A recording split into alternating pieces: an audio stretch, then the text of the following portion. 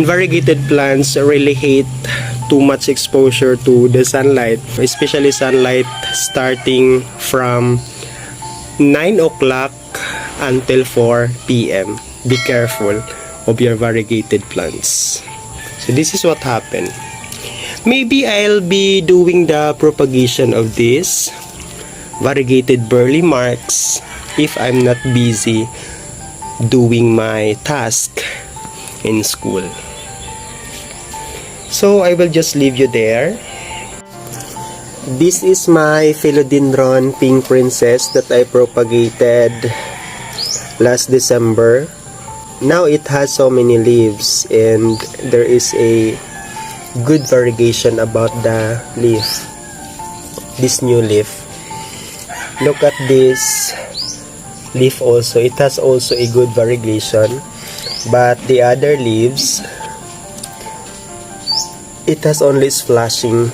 But one thing I like this cutting, my mother plant, the original leaf is already gone. But there is a good news about it. There is a second shoot. Look at that. Therefore, I am going to harvest the first shoot because I know it is already stable and ready to be propagated, so that the other one will continue for its development. But sometimes cuttings of philodendrons don't survive without any leaf being attached on the mother plant. But I have seen lots of videos on YouTube, especially the philodendron owners, that cutting of philodendron with or without leaf, as long as there is already a shoot that came out, there is no reason that the shoot will not develop leaves. Knowing that the mother plant is stable and there are roots support about the shoot. So I am going to remove this matured shoot. I'm very much happy about my purchase of this Philodendron Paraiso Verde. I purchased this one for 1,500 for only 3 leaves, but I didn't see the heavy variegation the moment I purchased this plant. But now, look at the variegation on the leaves. It has really having a heavy variegation.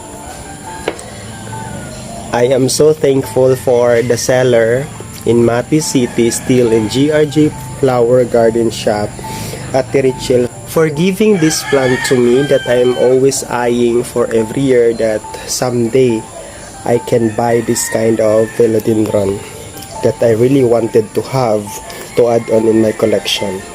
Look at that. I am just waiting for a time that this leaf will unfurl, and I'm waiting also for the roots to develop more and more, because philodendrons can be propagated if there are stable roots like this. So I'm just waiting, and soon I will be harvesting this Philodendron Paraiso Verde. My black cardinal really struggle in this location because of too much sunlight that it receives in every day, knowing that the sun rises in this area, then passes through on the north going to west direction. That is why I cut some sacks just to double about the protection of some plants here. That is why look at this new leaf. We'll just help this one to unfurl, but it's so sad that leaves are keep on burning. If your philodendron having a difficult to unfurl about the leaf, you can help it by slowly opening the leaf so that the plant will continue producing a new leaf. Anyway, it's nature of the plant to open the leaf, but then due to the extreme exposure to the sunlight, we cannot deny the fact that all of us don't have a perfect location in our garden. So patience is the secret weapon for us to understand about the climate, and be resourceful also in your garden. This is my Philodendron bono. Look at the leaf, the new leaf, so large, and it has equal variegation really on the leaves. Look at that. As you can see my video about the propagation of this bono that I uploaded on my YouTube channel, you can see how fast this philodendron really developed in my hand. So nice. I love the variegation on the leaves of this philodendron. And our next philodendron, we have Philodendron verde. Everybody is eyeing for this type of philodendron in the garden, but this is quite expensive plant, so not all planters can afford buying this one. But some planters are just waiting for the bagsak presyo of the philodendron, because today the price of this philodendron is really expensive. Knowing that we have some obligations, responsibilities, and we have other expenses that we are facing for in our life. So I bought this Philodendron verde at Atineng's garden in Mati City still during the live selling for only 1,700 pesos with only one leaf. I'm a little bit worried, but I'm a kind of planter who really sacrifice and can be considered also as a risk taker. So I got this one without any hesitation, because I do believe that time will come. This Philodendron verde will really make me feel comfortable and happy. After 5 months, look at the development now. It has 5 leaves, including the newly leaf being unfurled, for 5 months. So in every month, I just cultivated it. I didn't water it aggressively. I just watered it once a week. And I'm always checking also the top of the soil.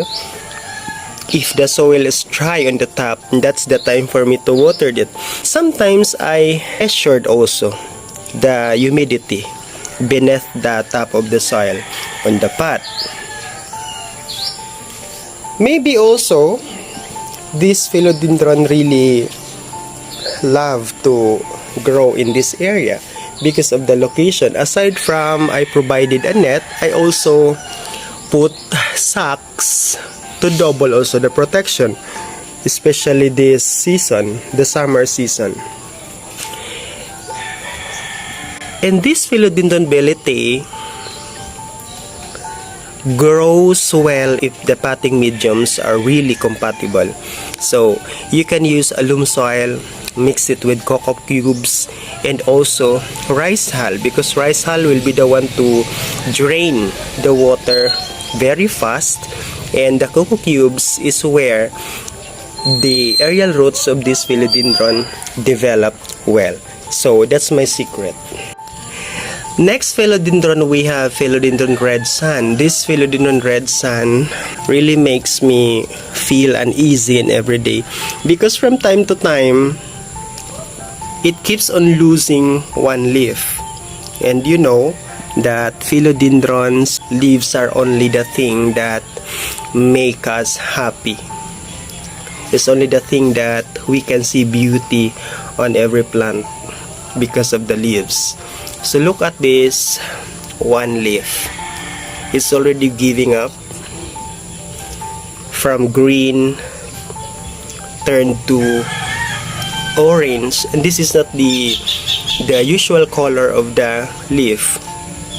I don't know, but yesterday I found out that what happened to this Philodendron red sun, it's because of too much exposure of the sunlight.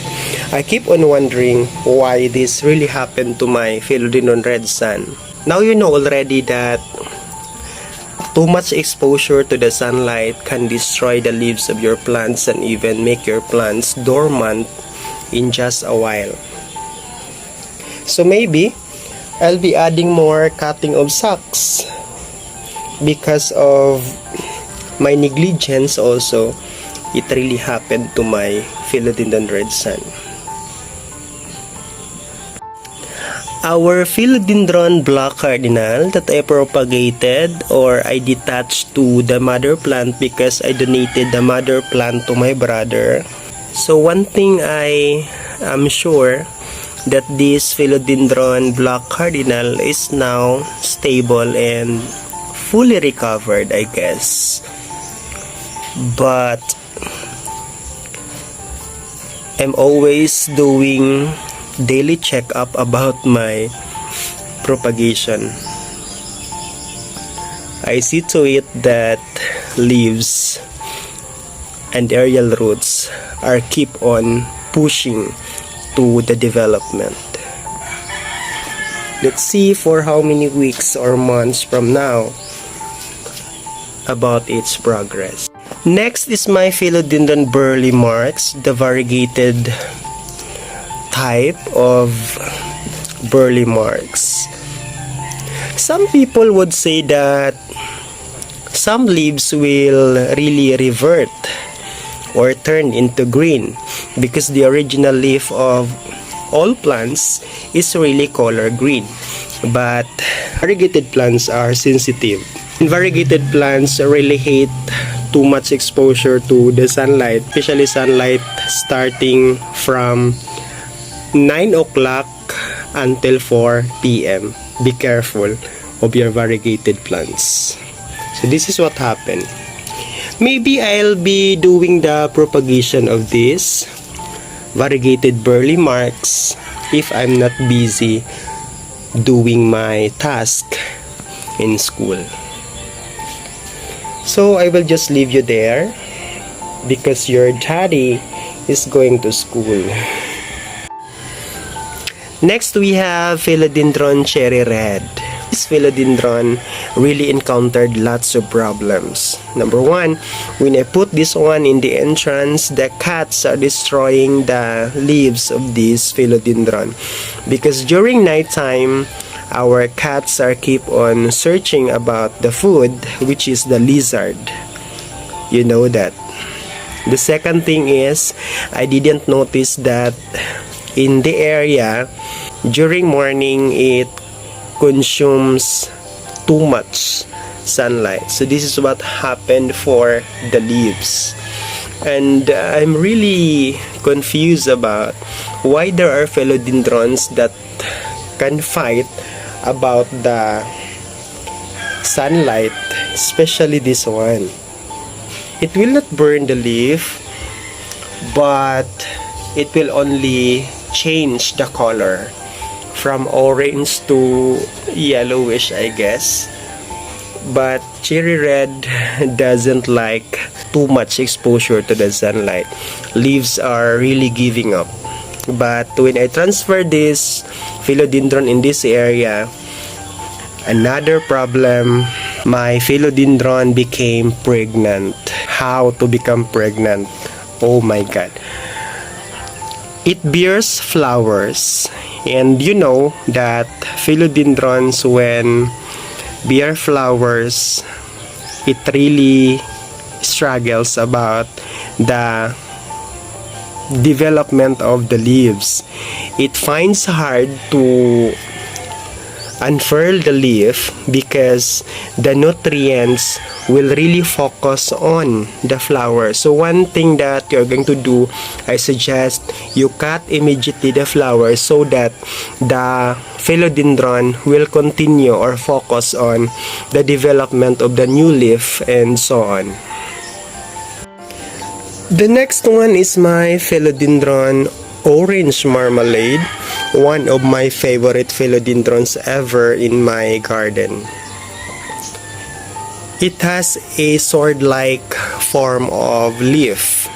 Look at the edge.